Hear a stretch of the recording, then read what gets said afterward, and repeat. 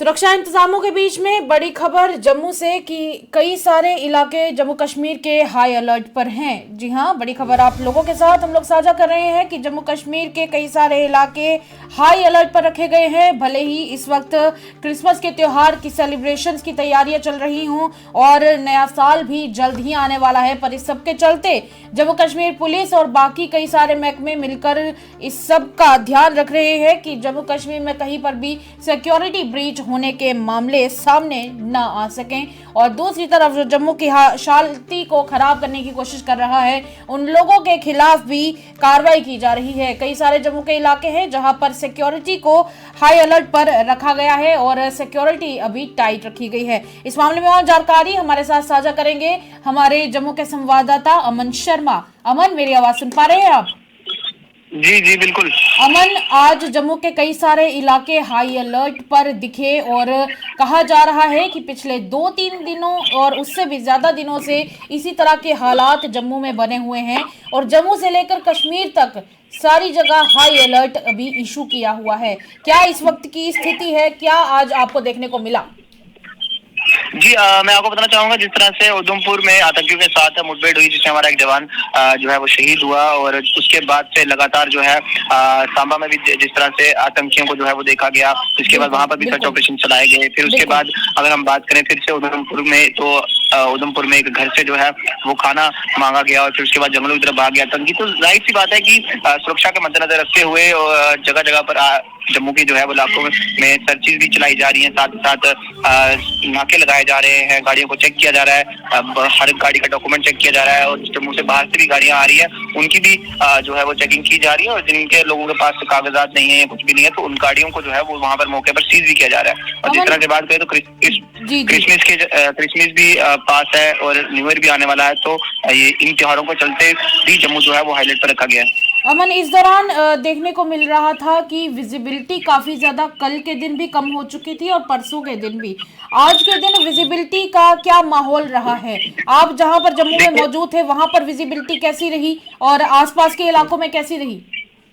देखिए, जम्मू में अगर अभी इस समय का बात करें तो इस समय भी फॉग जो है वो देखने को मिल रही है। हालांकि इतनी डेंस फॉग नहीं है, अभी फॉग दिखना शुरू हुई है और आने वाले कुछ घंटों में ये डेंस फॉग भी हो सकती है, जिसके चलते विजिबिलिटी जो है वो जीरो हो जाती है, और कहीं ना कहीं अकायर आतंकी जो है वो इसी का फायदा उठाते हैं और घुसपैठ करने की कोशिश जो है वो करते हैं। लेकिन अगर बात करें सिक्योरिटी फोर्सेस की, तो वो पूरी तरह से सक्षम है मुंहतोड़ जवाब देने के लिए और इन्फिल्ट्रेशन को किसी प्रकार से रोकने के लिए। अमन, आज आप जम्मू के इंदिरा चौक वाले इलाके के पास मौजूद थे जहां पर पुलिस के द्वारा आने जाने वाली सब गाड़ियों की चेकिंग की जा रही थी।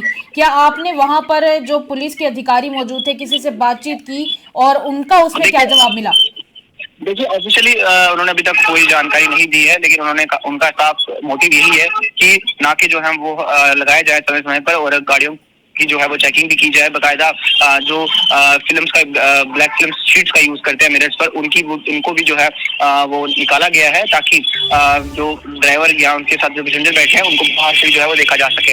इसके चलते इंदिरा चौक एक ऐसा क्राउडेड इलाका है, इतना बिजी इलाका रहता है, वहाँ पर जाम भी बना रहता है, तो उसको भी ध्यान में रखते हुए सिक्योरिटी फोर्सेस जो है, चाहे पुलिस की बात करें तो वो कोशिश कर रही है कि हम जम्मू जिस तरह से हाईलाइट पर रखा गया है, तो हर एक मुमकिन प्रयास जो है वो पुलिस की तरफ से भी किया जा रहा है कि हम चेकिंग करें, ताकि जो हम जम्मू वासी हैं वो बेफिक्र होकर अपनी रात गुजारे और किसी भी बात से पैनिक ना हो।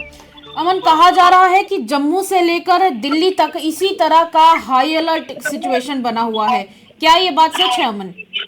जी, जिस तरह से बात करें तो दिल्ली कार ब्लास्ट के बाद श्रीनगर में भी जिस तरह से आज चेकिंग देखने को मिली, और वहीं पर अगर साथ ही साथ अगर जम्मू में अगर बात करें तो जम्मू में भी जो है वो चेकिंग देखने को मिल रही है। और कहीं ना कहीं दिल्ली ब्लास्ट के जो तार है वो कश्मीर में जुड़े, इसके बाद जम्मू के बठिंडी में भी एक युवक को गिरफ्तार किया गया, और साथ ही साथ अभी हाल ही में कल के दिन बात करें तो नेशनल इन्वेस्टिगेशन एजेंसी का जो ऑफिस है उसके बाहर के एरिया में जो है वो एक चाइनीज स्कोप भी मिला। तो हर एक चीज को ध्यान में रखा जा रहा है और सुरक्षा बल पूरी तरह से जो है वो सक्षम है कार्य आतंकवादियों को मुंहतोड़ जवाब देने के लिए। जी चलिए, शुक्रिया अमन। इस तरह की जानकारी को आप जरूर फॉलो करते रहिएगा और हमारे दर्शकों के साथ जरूर साझा कीजिएगा। शुक्रिया अमन। Thank you.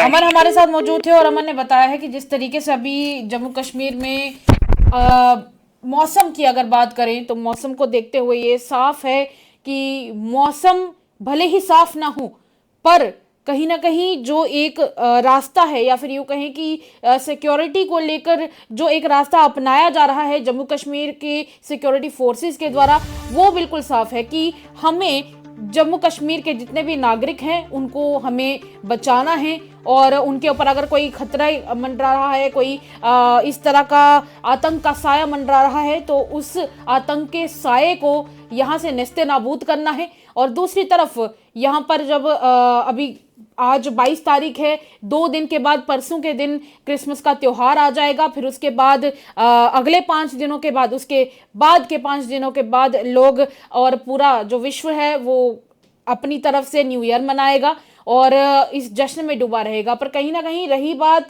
इन दहशतगर्दों की, इनके द्वारा हमेशा कोशिश रहती है कि इसी तरह के फायदों का इनके द्वारा एक, या फिर यूँ कहें कि इसी तरह की सिचुएशंस का ये लोग फायदा उठा सकें। और दूसरी तरफ जिस तरीके से अभी कोहरा बढ़ा हुआ है, धुंध चल रही है, कई सारे इलाकों में धुंध है और इसके चलते विजिबिलिटी भी काफ़ी घट चुकी है, उसका भी कहीं ना कहीं ये दहशतगर्द फायदा उठाने की कोशिश जरूर करते हैं। पर इसी बीच जम्मू को हाई अलर्ट पर रखा गया है और कश्मीर डिवीजन को भी सबके चलते हाई अलर्ट पर रखा गया है। अब इसमें इसके चलते कोशिश यही रहेगी कि जल्द से जल्द सारी सिचुएशन को और आने वाले खतरे को कंट्रोल में लिया जाए। आप क्या सोचते हैं? राय हमारे साथ साझा कीजिएगा और स्पेशल रिपोर्ट देखते रहें।